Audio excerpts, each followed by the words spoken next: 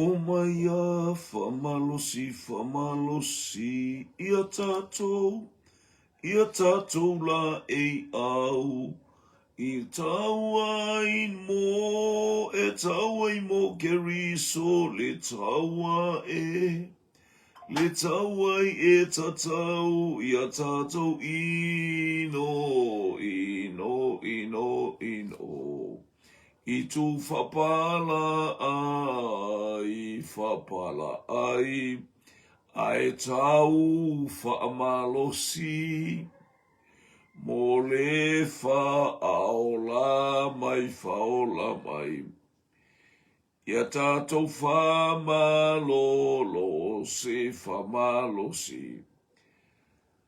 o le whaola mai. Ai tau whamalosi, mo le whaola mai, a tātou au penga, ua au mai lunga, e whamamanaina le taua e aunga, tau ia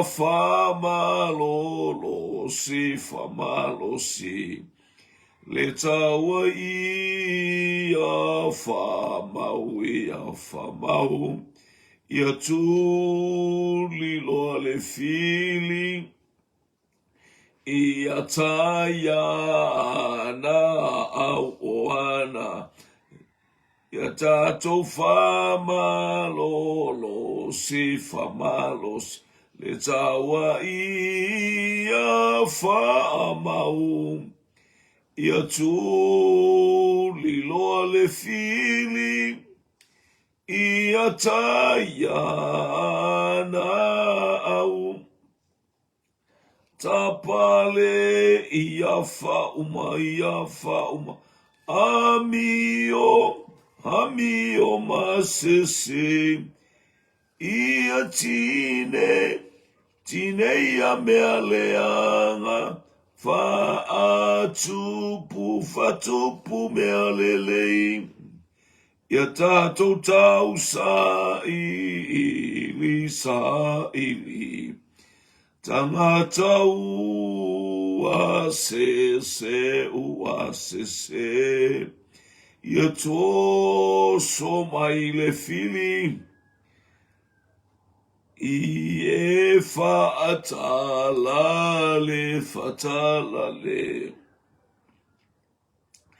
ia tātou tā au saili, ia toso mai le fili, i e whaatalale, ne i mao fafia malosi, ma ai Yesu, e au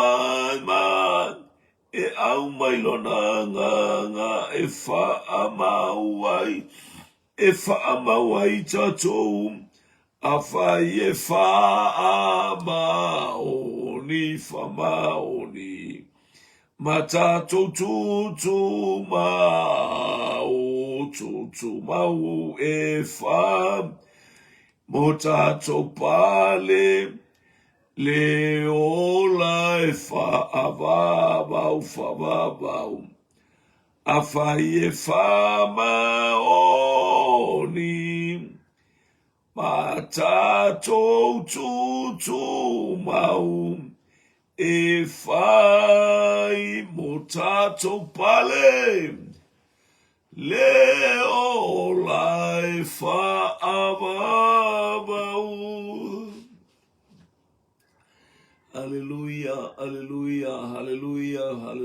vi ia, lo sua whai whaavavau. Le atua le tamā, le atua le alo, le atua le nganga pa ia.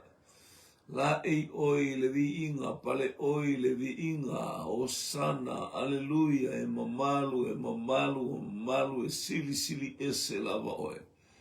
tunga watu ia te oe lo lava vi inga ili nei tu lata au e o ile whaavau. Whaatai mato mua maile nei vaenga o le tai au ilo walofu marau wanga le lei. Saunia fo ile li ie mo le whaamalosi a lau whanau. Ai te talo mo mato loto whaatai le li e le mano le toto le tamai mamoe na sausau mai au mato tātitia i o mato moenga. Mato wala au whaatai mo mea malama le li ia a matalia ele nei va yaso mato tu ina atu mo le loto whaatai mea ia te oito maa. Malau i lau fio.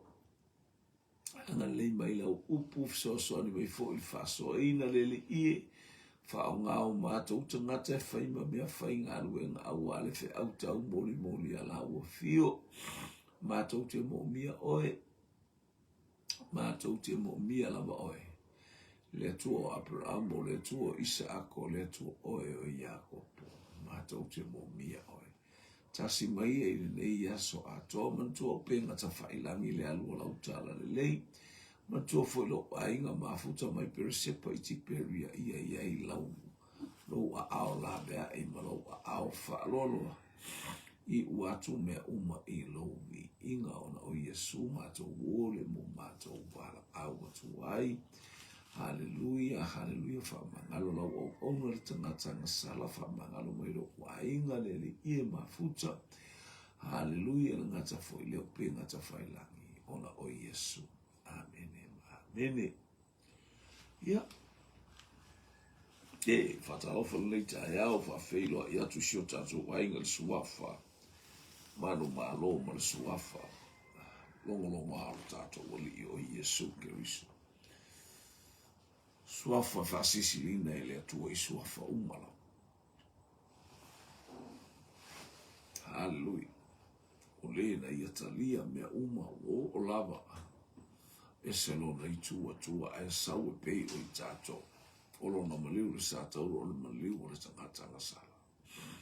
Maliu o le tangata soli tu la fono ai whaftai lona anga le lei, whaftai lona anga alofa. Awa ua whape alava o nā alofa mai o le atua i le lalango. Ia auina mai lo nā alo pele totas.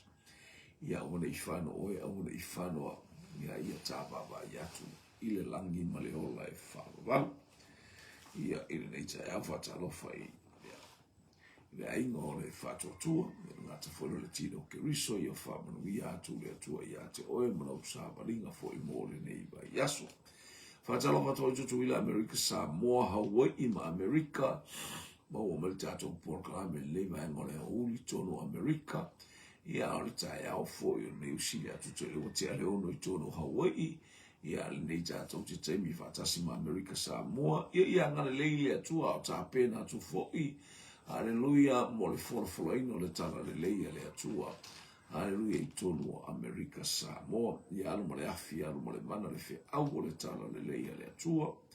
Whatalo watu fo i lau polo kalame i sio mātou tamā. Bishop ati ma le tawai Elia. Haleluia. Praise God.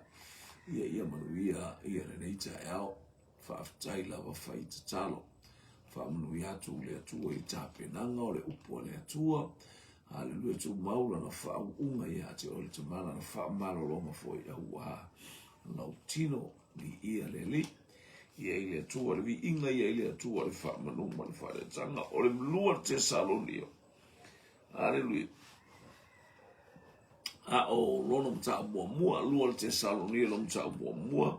Fia Paulo pe o le winga fo ile o tatou o le tu mau o tangata ile atu o le tu mau o ile atu e sena mana e foi me fia ilo ta ita loto tava aipe o e fia ile atu mai ori ile atu. Haleluia ese moito tele fa ele fia e fa longo ele ana tangata tonu ana e fule fia e whalongo ai le ana i le upu ale atua tangata e whatupu ale vivesi whatupu le masi pifo o le osio tatu watunu o Samoa fia e whalongo ai le umar whaitala le anga i lungo o penga ta whailangi o peia na o ia lungo na penga ta whailangi. Haleluia. Salonga o le si tu I tangata fa pe mana ia I loa mai la tu la fai mai la tu tala I le pale mia po I la tu fo I la fai la tu tala nga ia tu I la e pa ia se vai o ta ita I o lo tato ngalo tu upea ta ita I la tu be fai pea le vasanga feta lai male fatou fala I tu pea I la tu e fai a o tato faiso tatou wavanua tatou te tatalo ia sila fia ta ma olo o faila tatou ngalwe tatalo le tasimo le tasi o tatou tatalo mosi o tatou watunu talo mo le palemia anga le leile atua le fatou fala inga tatalo mo le kapeneta ma le palemene atua haleluia ia ile anga le lei o le atua o alato upu e fai o alato tala ia maua pea I latou mai le atua haleluia le loto o le feala fani le loto o le fitausia fai pea tala lato ue lo ai o lato o tangata o la e fatino me o le malo o nei fai afu e tato nisi tala tato fale anga o tapu e ata o mawhai tala e se le matanga ai a ua to tele o tangata whaolaina le fa an mena onga le tae au nei ua fia polo ina ua tu mau Haleluia, mi se lo fa mai malo mai mo mai ni po kalame. Haleluia. Ele o se por kalame fatu au pos por kalame la ngofo mai Yesu o tu o so ope a fe alfa. Ai ale fe alfa. A faila te fai mai o le te fe alfa ni lo fa longo mai. Ai te le fa longo le upo le tua. Se o ponga na lo fa longo mai e te le to va ai tu spaia. E te to tilo ia. Ele o se upu a me su e mei tangata mo se karisi o tangata uma e wha malosi o I tato e te wha malosi mai fo o I atea o te wha malosi a tato whai e ngā lue whatasi a ua tu ua le mafuta futa whatasi o le ausu haleluia I o e longo atu ai pui a li atu ai mea o lo whai le tele o tangata e wha ai tu au e o ia sailele e o ia la uli yo ia fia me haleluia wai ile malo la wai ile malo in fact tofu tato mo ba enga fa upu fa o la wai ile malo o saunia ele atu opule uma mai le atu tato fata wai na le a foita opule uma mai le atu praise God o la sila mai fo ile atua ile le pulenga ma le pulenga po tangata o matata o atu ia te ma fa atupu le file mu amu ia e fa atupu le file mu e ta ua ila atu o fa na ua le atua a fa ila e fa ia ia feasua inga ale pale mene ma le kapeneta ma le malo haleluia ai tu ua tu ai ma tātou wisu ma tātou tuatua. Leila ua whai tātou sui e o e whai o le fina ngarone o le atua. Tātou tatalo. Tātou whai e le whaiwa o le tatalo. Mō tātou tu ina atu le malo I luma o le atua. O le malo whaavai I le atua. O le malo whaavai I le atua. Pa wala le malo I le lolangi whaavai I le atua. Tu e aue e tu ia Israelu ia.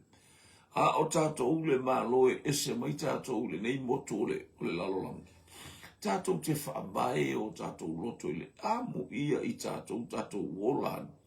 Ua umana pou mu whatatia e nei o tātou tua a. Se whaabae ina ua ulu fale mai le tala le leia Samoa. Sa ifo I tupua Samoa. Sa ifo I tupua Samoa. Ulu fale mai loa. Haleluia I le tala le leia. Leisi si mea tātou te. Tātou whaalongo I le siu whonga o le li ato ma upu ato ina whamai. Whaatea ese tātou au mai whaiwhi au e whaamua mua tātou whaalpenga au whaalpenga. E se vai ke le o ngei ai a whaila tātou te le tā ua ia te I tātou le toto masa au na I o tātou tua a. Ai a le toto pa ia o le alo o le atua e toa tasi. Haleluia. Le alo le atua e totasi.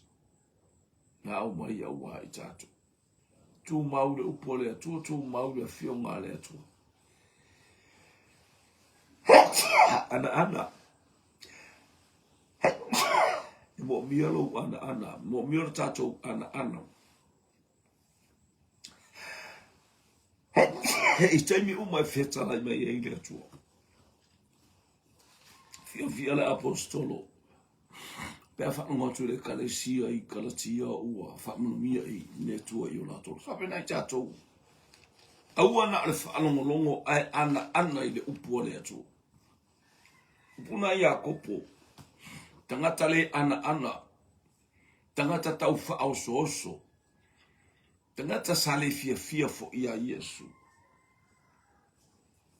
au tu la mai le uso le Yesu e fai ma apostolo o lana apo ingale au ana tato fa longo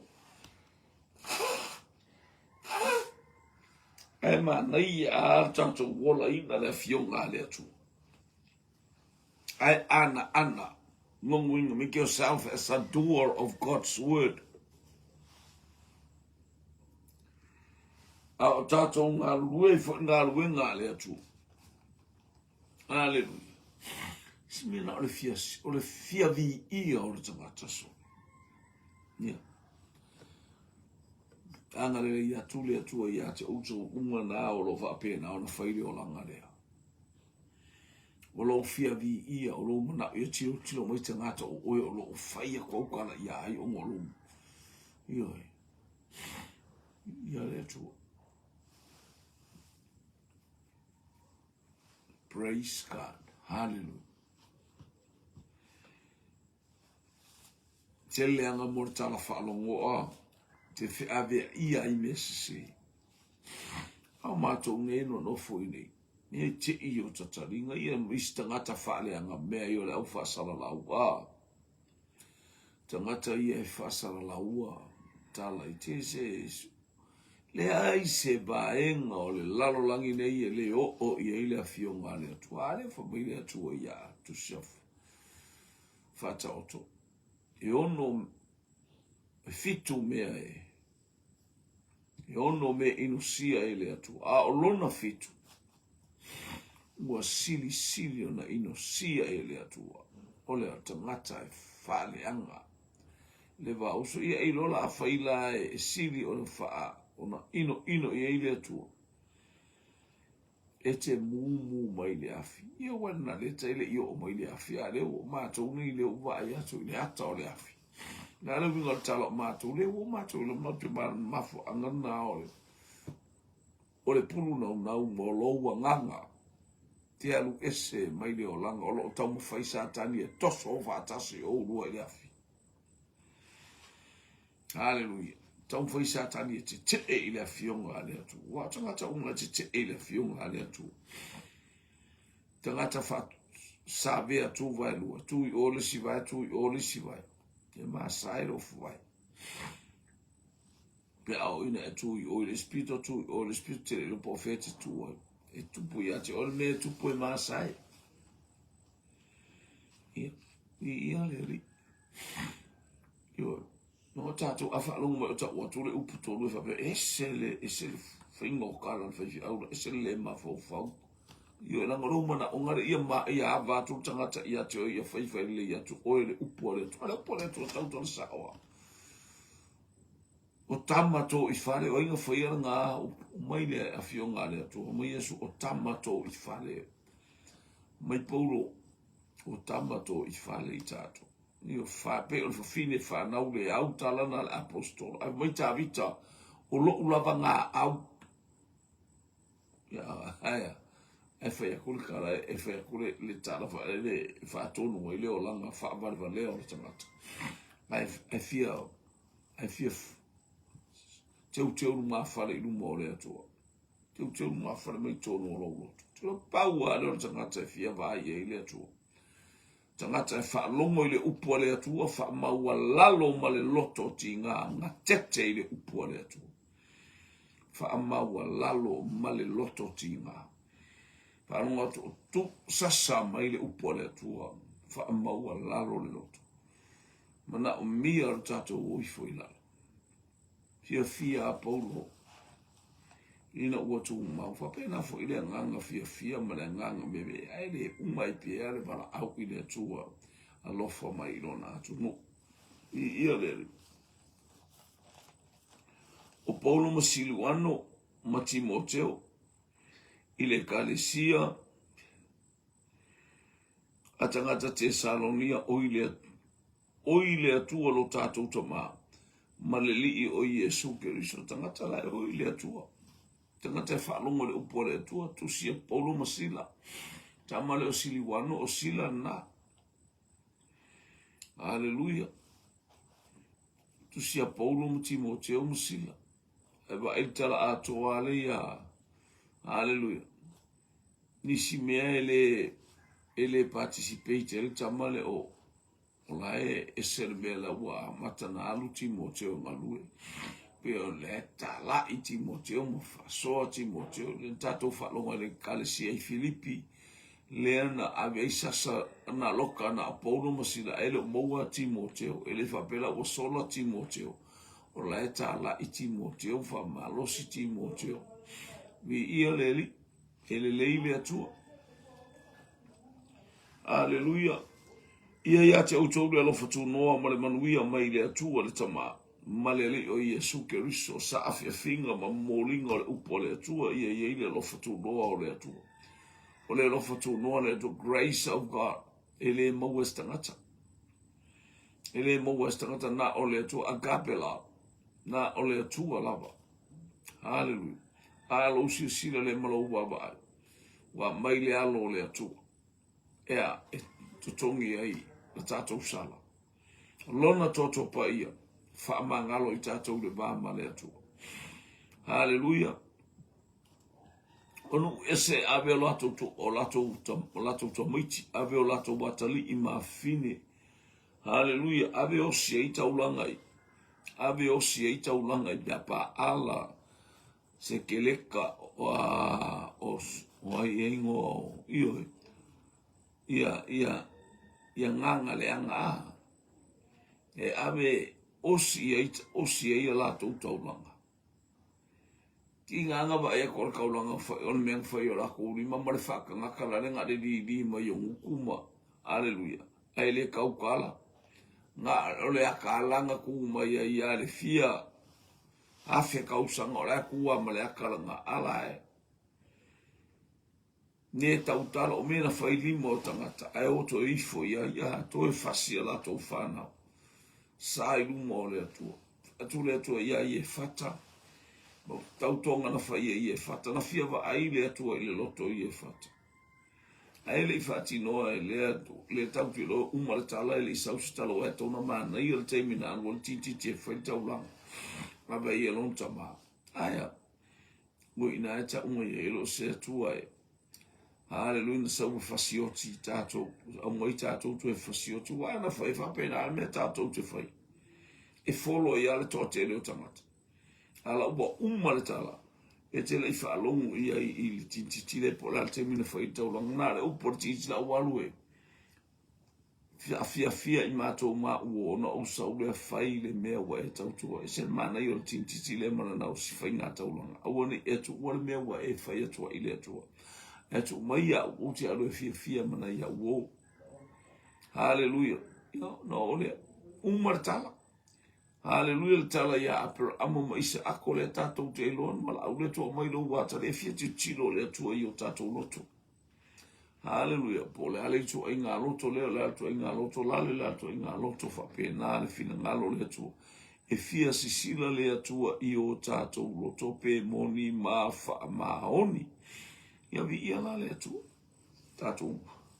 Titilo mo tatou wa ai soifuanga mo tatou walanga ina i o tatou waba. Aia i le ima na whaamria na tafe mai i le ataimi ma le ai tu waso. Hallelujah. Moni atu ai le wape ia nofo le alofa tu noa le alofa le ofo atu. Ia iate outou le alofa tu noa ma le manuia. Tino ai le alofa ia te o tangata manuia. Nanga e te ola ma e soifua ili whaamai o le malo o le atua o le alofa tu noa. Hallelujah. Praise God. Kapena fo untato loa so staimi e iai le upu ma le ngoa le lotu. E untato fatino ina. Pe one mato lotu e ta ole new life ole ola fou. New life ola fou. Ia fou le olanga. Sa tato ola mai le matanga. Aia le utato ola i se olanga fou. Ole ola i a keriso. Ele o se ola i o fatau i o matua. Po fōlinga o lau ainga po fōlinga o lau pe kalesia no. Hallelujah. Fōlinga i a keriso, the image of Christ. Hallelujah. Tātou te i aile whātusa o keriso, ma mea uma o whaia e lea tua mo i tātou. E tau ona mātou whaafitai e lea unoa i lea tua ona o tau le au soe, e whapei ona tusai, a wā ua tele, ua tupu tele lavalo o tau whātua tua.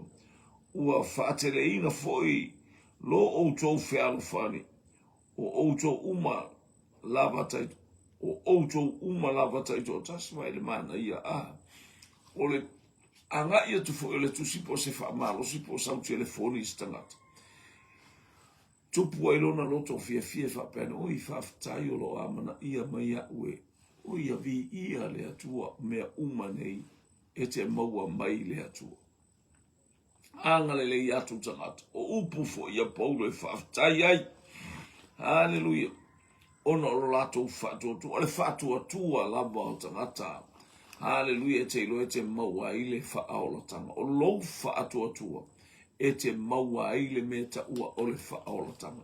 Ale isi whatu atua le isi whaaola tanga. Hallelujah. Whatu atua ia te whatu atua ia Iesu Keriso. Ale isi whātua tua e le fia mai le tua talofa Anthony. Ia o te lopo wa eusua whaise usua abai. Ia po wa whaise po le te usua whaita talofa atasi ma sister tasi. Ma le whanau vi ia le li alofa te le atulau polo kalamele nei tai au. Whaaftai mo le whata alofa vi ia le li. Praise God. Le wo me le whaipue whaa. O lea mātou te mita ai ia te outou.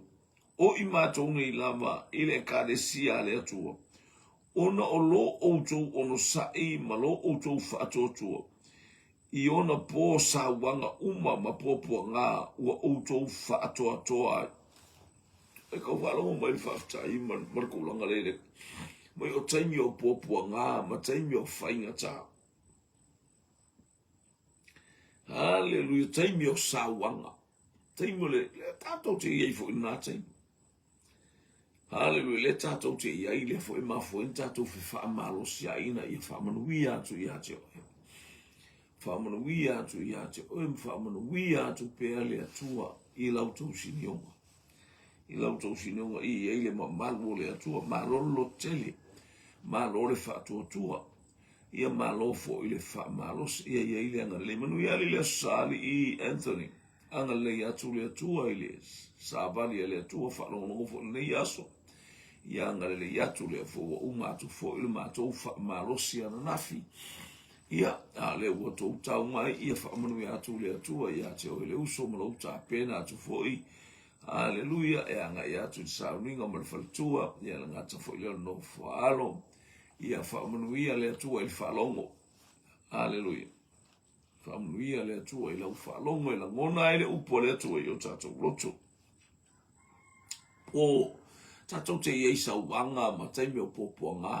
Ale tātou te iei taimi. Hallelujah. O whainga tā lea tātou te. Whatalo wātou i le hallelujah ina ua toe.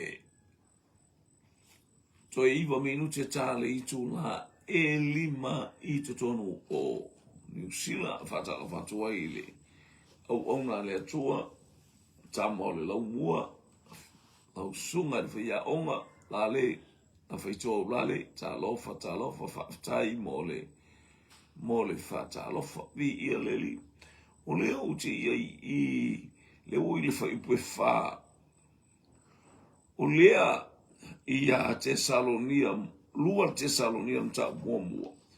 O lea mātou te mita ai a te outou. O i mātou nei lama ile e kālesia le atua te ilo ale me le ori ile e kālesia mami mita tangata. O le Lai whatonu ma le tusi pa ia awole mi mita. Le poto i lona poto. Nga le poto le tangata ua lo ua ia e whaia. Mea ngā oa. Hallelujah. Sauloa ia a manu whalongo atu a manu le tala le tupu. O le alme whai tangata ua whasilisili nga pau al mawhau hoa alanga oa unga nga kuia ia lea kau mai lunga la au. Mawhau nga fwoi nā o more te kai. Mawhau nga fwoi nā le tangata leo ai to fele. Hallelujah, na mawhau waila na pule oti ai tā vita. Ia i loa mai o ia wa langata ngata. Hallelujah. Peia ua feta lai mai le atua pe atau tala mai ai to fe. Io e whalongo le sa ili ti Apollo ma le whamimikanga a. Ia na manatua ai to fele oa. Aya. Nale fo e tau mai e tu faso. Ma fau le atali i o tā vita na o ia le atali i o tā vita ma whaia. Kai ka ia le maro tau fo i le la au ale na o ia iuta. I ia le li. Ma whai ma me io e. Li ia le tua o le me le ave ese nei la le o le au a tatou iai le tatou whanongolongo le mo le meho le mimita. Pasa mai le atua le mita le malosi lona malosi tangata mau ua ia na oa. A ia mita tau lava o le atua.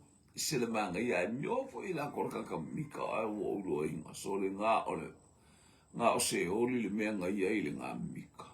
Le taimi o le tino. Taimi o sa bali nei le fe aua le atua.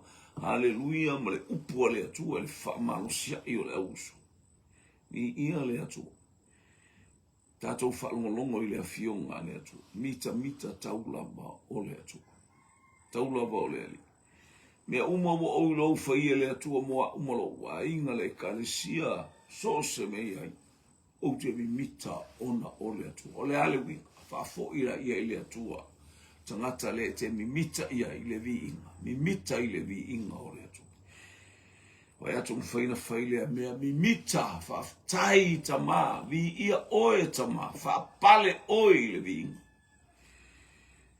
Nge mimita i le apostolo aisea o le kalesia le atu. Ona o lo outo on sai ma lo outo whaatotua i ona po sa wanga ma poponga ua outo whaatoa ai. Tele mana i o le upu whatoa i popo ngā ma whainga tāma sauanga. Tato i ele sauanga. Hallelujah, popo ngā nei whainga i le apostolo i tusia koronito. O popo ngā ma sangia ma le vai mawai.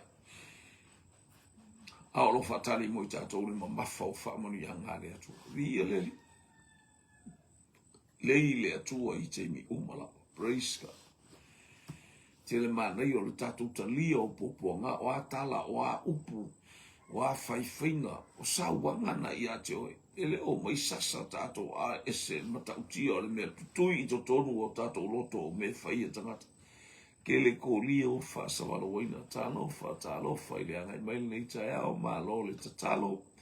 Ia malo fo i le whatotoa nei tae ao. Matuspa ia o tu ua le mafuta whaatasi o le ausu. Ma fui tatou te whaasoa ai, hallelujah, langona ma fuai tau, ato mata leni wa amai ele atua tatou te whenganga lea iai. Aya aivi ia i lea tua whaipoe lima. O le whailonga lea, o le whaamasinonga tonu wa lea tua. Ina ia ta uanga ina outou i le malo lea tua. O le mea lea e tinga ina ai outou. Tinga ina i tātou na whaamasinonga le atua. Hallelujah, tinga ina i tātou o lo tātou vili tai. O lo tatou vili tai ma le fia ma le oli e fai mea uma e tusa o le malo le atua e uina face ka ko uma popo ngā mawhainga ta ai nau tai e nau tai e pe o le tala ta vita e pe o na nau le aila i le vai tafi whapena le nau o lo loto na whapea lo le tafia inu ai lo uanganga le atua ia le li hale nau e pe o na nau o le aila i le vai tafi hallelujah. O le whailonga le whamasinonga tonu le atua ina ia ta uau ngā ina o tau i le mālo le atua, o le ta uau ngā ina o i tātou i le mālo le atua. O le tātou ui mai to tonu o whi tā ma whainga tā. Pe ia e tele teimi o te tala noa ai, o te awatu ana whata i ta inga langa leo o ke o sa māsani no uau, no una uola ai. O mako aku ngeila a whaile le maumanga e wako oko o le ko ngā wa o le wao tā, le me le mauti o e whai. E ala inga vao tato e ngā o aale whangua. Ala e whamai i a loo to mai e mātou te oe. Ala e whamai loo to mai i ana tālo lea wa ua e susunu la ang pias whata i taing. Te ilua la nā vao taina ua halu i lalo. Sole ai ma ai le tupu o le maumanga o mea to o ka amu i lunga le ngā o oka. Se le mangai o lo kava ai atu i o ta muni ukini o ta mu senga o ta mu lau o ta mu tonga. Hallelujah, ta mu faitama. Sori tofu a rem. Oka se aule lei. Hafta i tele lava ker koria mo le fata alofa i a whamunu i atu le atua. E se le manai a. Tu so fai longa ia tātou te ilo ai, o le tātou talia o fita. Mo lo tātou ilo, hallelujah, o le tino ai e ti ngā pe e tue tino, au me sa tātou wolai. Ai a tātou wa to fatino mai istangata, pe u tātou langona, u tātou ti ngā aisea, le anga ua tātou i ai le alo fatuno, o tātou i ai le malo le atua na o mea matango fi. Ai whamaina o le upo le atua, a e o i le nuu, o fo ina atu ate oi. Ia eilo sa e no foi. Ai kupito le ale winga o le ataras. Tato iloa. A tato wa ai istangata o ola ina mai itu ainga mea whapea. Hallelujah, mato inga atu langa whaaniniva udu. Ia e ono sa i mawalo ono sa i ma eiloa o oe o le whaataita inga ale atu. You are the moral and the good examples. Ia e fai oe e te la mata ofi mea uma aya ia e iloa ia fai oe matangata e whaamanu ia e te ma ia e ilo sa e nofo fo i ai kupito o lona winga ilo sa ta polonga fo a ua whaamanu ia mai le atua ia te oe vi ia leli ia tu mau i le atua lona lama vi inga praise God a ua tonu i le atua e tau i atu le popo ngā i e ua popo ngā ina ai o utou. O le fina ngā noane o le atu. E tau i le popo ngā. Pe o le tala le atu ia apera. Ia e loe no nofo lau whanau i le nuu ese. Tala mo moale le atu ia apera amo. O le nuu fo i la tau te no nofo ai. La tau te whaapolonga i lau whanau. A mamae tau sanga e whaaselau ona o eselea. A o le nuu le no fo ina whaapolonga ina o te wha umatia o te tau i atu. Ia ta tia pel tau i a le atua i le atua. Amene. Hallelujah. O e whai pea sautou, whai pea lau o e sa ilinga. Malolo to whaamanga lo e se tangata ua. Whai mea le anga ma i a te o. Au matuspa ia te whawhanga ma e whainu. Hallelujah. Ia ao le atua na te whaasala i tangata. Ua whina ngalo ia i le atua e le tusa i mana mea lai whai. Amene. Hallelujah. Mea fo e whai e tangata ia te i tātou. Hallelujah. Whaaleanga mo. Ele o whaia ia te oe. Ala e whai le atua. O lona winga o le atua le wha so mai tangata ia whai mai mea ia te i tātou. Ai toi la mea i fo i tātou e le atua. ole mana onga ole atua ia tofo le me ia lana whanau. Tofo le auro i le afi. Langa oe ole auro le atua. Oe ole whamuli anga le atua i le ataimi ma le ataimi. Praise God. E ia te outou foi o e puapua ngaina. O le mapusanga whatasi ma i mātou pe a whaalia le alii o Yesu mai le langi. Whatasi ma angelu o lona mālosi i le afi mumu ni ia le atua. Wha unga mai. Na te tau i masui i e ua le iloa le atua. Ma ua le ana i le tala le lei alo tātou wali i o Yesu. Sena maanga i o le whaitau. Sena maanga i o le mawhukalo le tau i masui e le. Wai lai ai a le tau i masui. Aisea le whaalongo i le upu. Pe whaalongo fo i ai po le whaalongo o le whaalongo e le whaalongo le upu. O lai whaalongo longo al tuspa ia. Pat la ele whaatau wa ina. Le whi me e ia kopo ana. As a doer of God's word. Ana i le upu le atu. Nanga le upu e te ola ai. O le upu e te manui ai. O le upu e te while mu ai. O le upu e te saoloto ai. Oh, hallelujah. Ame i le atu le vi inga le wha manu ma le wha de tanga ono la na fionga pa i o le sulu iau vai. O le sulu iau vai. Ma le mala malama i o tatou mala. Te ui o tatou loto le fionga le atua. Mana ia le me te ua le tuspa i a tāwita. In his heart. Amen. Po fele me ta wai tāwita. O fele me no folo i tāwita la alua ma avelan tuspa i inside his heart. To tonu o lona loto. Se fo le mana ia te oe. Le ale me vesi mai i tangata o sofai mai oil ngā luenga o haamea i lunga o lau tāwale. Lai te ui lo loto le afionga le atua whaatupu le file mu. O whanau mātali i o le atua.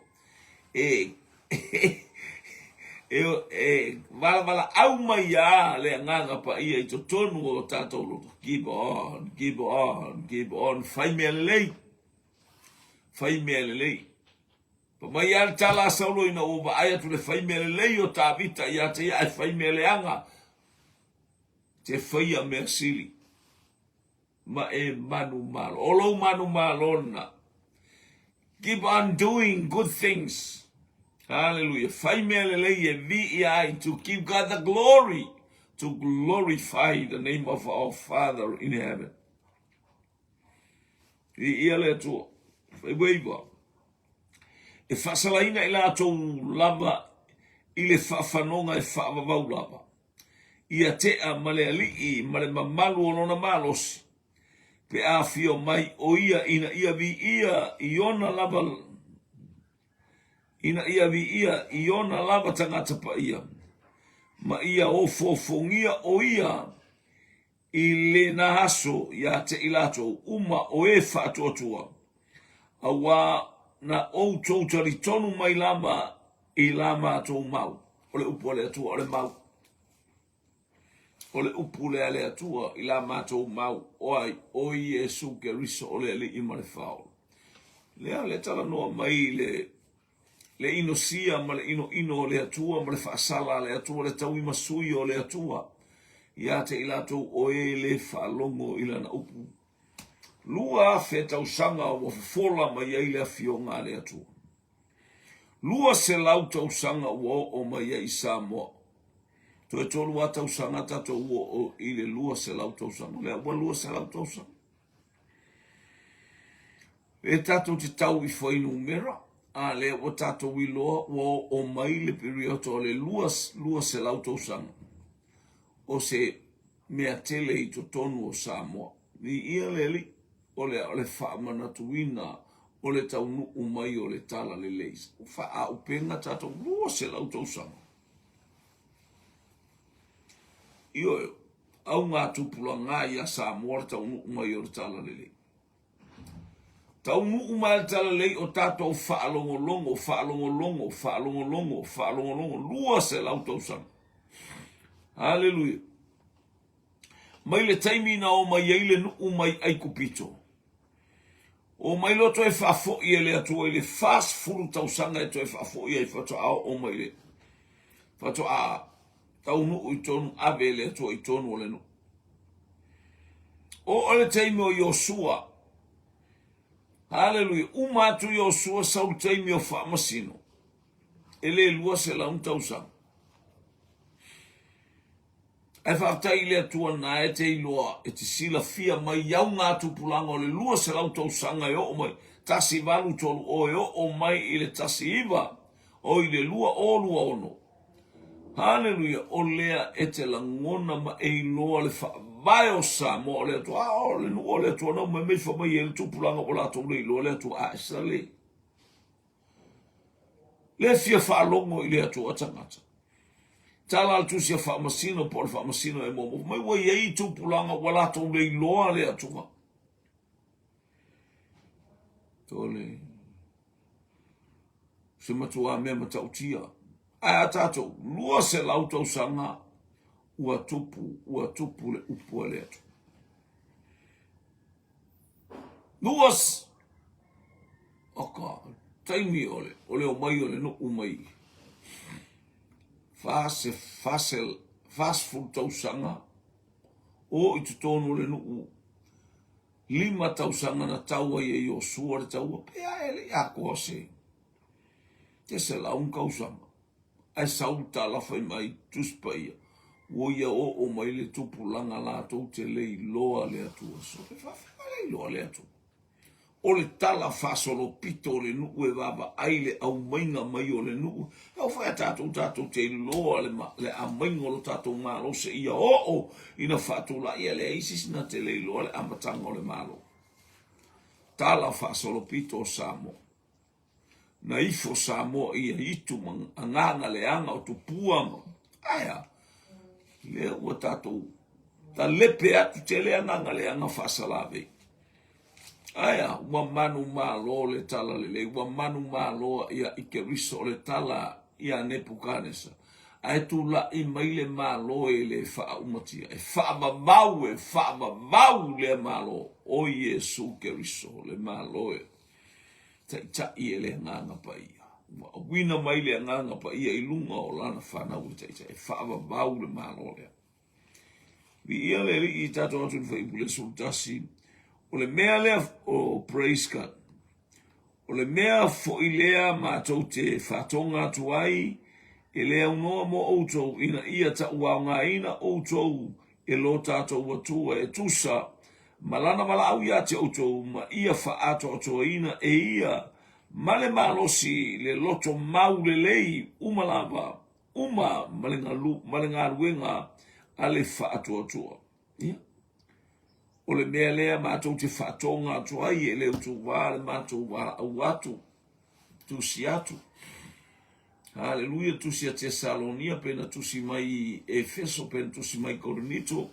Hallelujah, tusi lele tusi a mai Roma, na tusi mai ile na muare, tusi muare na mua tusi sendlo. Hallelujah, o le te leo tusi a Paulo, na tusi mai tonu o le whalapuipui. Le tusi lea, o le tusi na ana umaa, alu atu lo mare tusi. Amen, na o au Paulo fa malosi. Wale o toi anga I mai Paulo wale anga I luma le. E fa malosi ma le tala inga. Wa send maile le tangata au maile tusi ia Tesalonia. Vi ia le atu. Nisi fo I mea vato imana onga o Tesalonia ia lea. Ne ufa ilo mai. Ole mea lea fo ima tau te fatonga tuai ia te outou. Fatonga atu e lea unoa mo outou ina ia ta uaunga ina outou e lo tātou atua e tusa malana wala au ia te outou tofu le nuku mare wala au ina tofu tangata malona wala au ina. Tofu tangata mana tale ni e tele vi ia ile atua. E whaonga ina me uma weile soifua mo tātou wola. Tātou te vi ia ile suafa manu malolo tātou atua e whaowa. Hallelujah. Ma ia ato atoina e ia male malosi le loto mau le lei. Loto mau. Lona wingo le tu mau ia Keriso. Hallelujah. Praise God. Loto mau le lei uma male ngā luenga ale whaatua tua.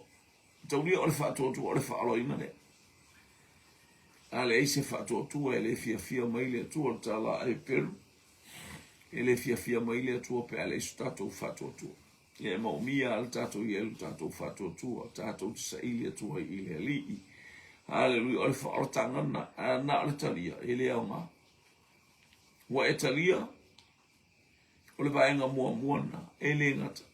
Langa e tele le tangata e talia. Ai e sere me la alu e le mafofau. E sere parau wara. Au talia le li. Tātou iai, au whaamamaina, tātou ola whaamamaina, whaapaia. Whamalitus pa ia pa ia, o tō lea ngai pa ia i ova le atua, lea tala no mai e pēteru, tala no mai e fo i le amatanga, tusia le vitiko, hallelujah, sumaltaswa i whasu mal wha, hallelujah, lea tala no mai e anu whaapaia ina i tātou, ma lea no noa i o tusi oro wanga i mai e le whaapaia ina o tātou la ngai pa ia le atua, lea tātou te au mai e. Ina ia vi ia ona o tole suafa o lo tātou wali o Iesu Keriso. Mele ia te whaia vi ia ile tua vi ia i maiskanaka. Tangata na saupe e vai mawalalo ia te asa o lau la valea me whai ole vi ia o lea tua i waina vivi. Tilo lava i lau amia o lau tautala o ufuolinga o lau wanga lei o lau wanga lofa o le whatupuino le file e mu. Ngalue se ia o ina eva ia tu. Ia o fotua i melita ngata. Ina ia vi ia ona o tōru suafo lo tātou wali o Iesu Keriso. Ma o tō foi ona o ia. E tusa mare alofa tu noa o lo tātou atua mare li o Iesu Keriso. Nei mea uma tātou te whatino ina e tusa o le alofa tu noa o lo tātou wali. Tātou te tali atu ai lea nanga whamaulalo, ia fo ia te ia le viina. Fo ia te ia le whamanuma le whaanetanga.